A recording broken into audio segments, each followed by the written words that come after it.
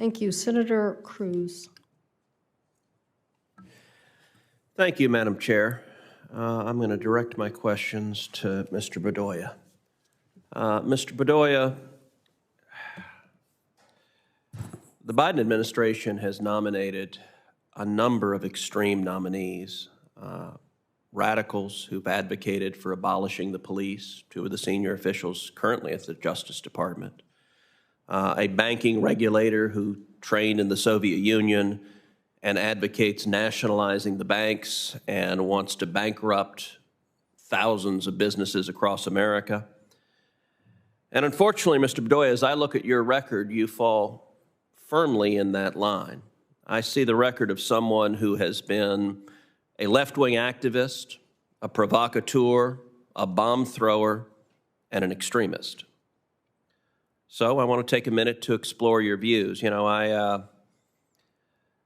took a look at Twitter. You've been very active on Twitter. Tell me, Mr. Bedoya, what are your views on ICE? Thank you for that question, Senator. I have, as a law professor, called attention to what I see as Fourth Amendment violations in ICE's face recognition searches, and these are measures that have triggered bipartisan oversight by... Okay, let's be clear.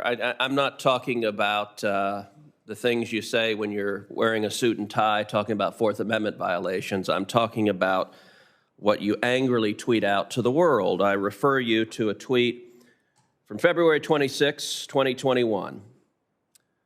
It is time to call ICE what it is, an out-of-control domestic surveillance agency that peers into all of our lives.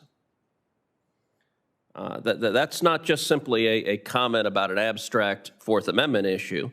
And let's be clear, you also have, on April 10th, 2021, a tweet which is certainly not lacking in subtlety. It is a tweet that says, Maryland police have no business working with ICE. Maryland police have no business working with ICE. Maryland police have no business working with ICE. Maryland police have no business working with ICE. Maryland police have no business working with ICE. So apparently you're calling on state law enforcement to refuse to cooperate in any way with federal immigration enforcement. How do you explain these tweets? Is that, are you with the more radical members of the squad in the House, and are you an advocate for abolishing ICE? I am not, Senator. That last message was rhetoric. The bill that it was posted in support of was a bill to require the government to get a warrant before scanning 7 million Maryland drivers' faces, won the support of one of the most prominent Republicans in our Senate, Senator Christopher West. And so I have occasionally used rhetoric, sir, but I've worked with you and your staff when I was a staffer in 2013. The bill that I helped draft, the Help Separated Children Act, you co-sponsored as an amendment. And so I emphatically believe that if confirmed, I can and will work across the aisle, set aside my politics to help your constituents and those across the country. And well, let's talk a little bit more rhetoric. Let's take a look at June 23rd, 2018, another tweet you sent. In this case, you're blasting a fellow Democrat. Decorum, directed at Steny Hoyer, the House Whip.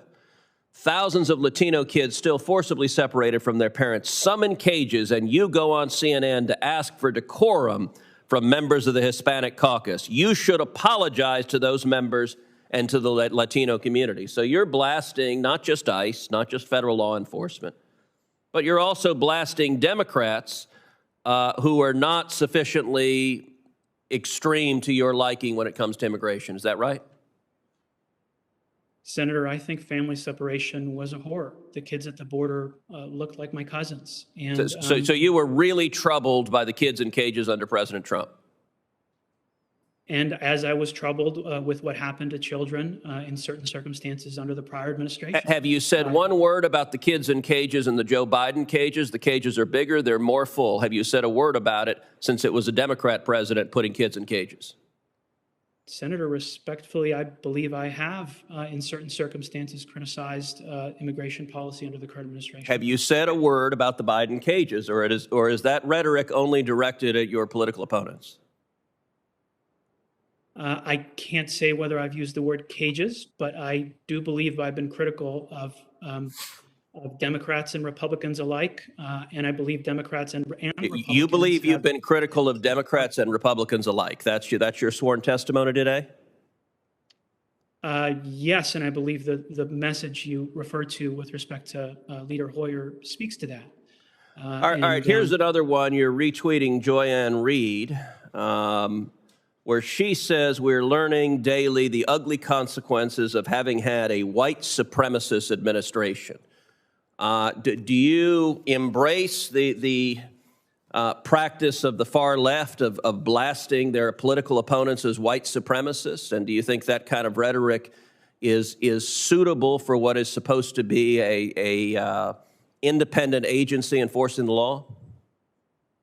Senator, I don't recall sharing that. I don't believe the prior administration was a white supremacist administration. I've worked with Democrats and Republicans alike on the Senate Commerce Committee. Our research. Okay, well, you retweeted it, and I'll enter the tweet in the record. And I'm going to ask about one final one, which is something else you retweeted, where it was actually I gave a speech where I said critical race theory is bigoted, it is a lie, and it is every bit as racist as the Klansmen in white sheets. And you retweeted some fellow named John B. King with a gif of slamming the door.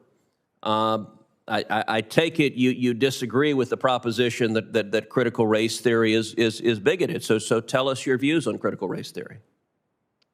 Senator, Secretary King's great-grandfather was enslaved in Gaithersburg, Maryland, and I believe his point was that that history should be taught in schools.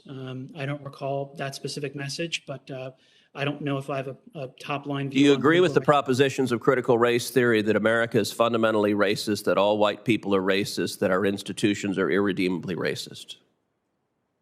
Senator, I do not believe all white people are racist. I haven't given great thought to critical race theory before this hearing, sir, but I emphatically do not think all white people are racist, and I can't recall the other provisions of your question, sir. So, Madam Chair, I would ask unanimous consent that the tweets that I referred to be entered into. Without objection. Senator Lujan. Thank you, Madam Chair. Commissioner Rosenworcel, as I said in my opening statement, it's refreshing to finally be having a hearing as we're having a conversation about the importance of having a 5-member. All right, folks, thank you so much for joining us here at Golden State Times. If you're new to the channel, we encourage you to subscribe by clicking that middle button. Also, check out our previous video by clicking the video on the right, or a video you might enjoy by clicking the video on the left. Also, don't forget to click the thumbs up button and share this video on social media. Peace.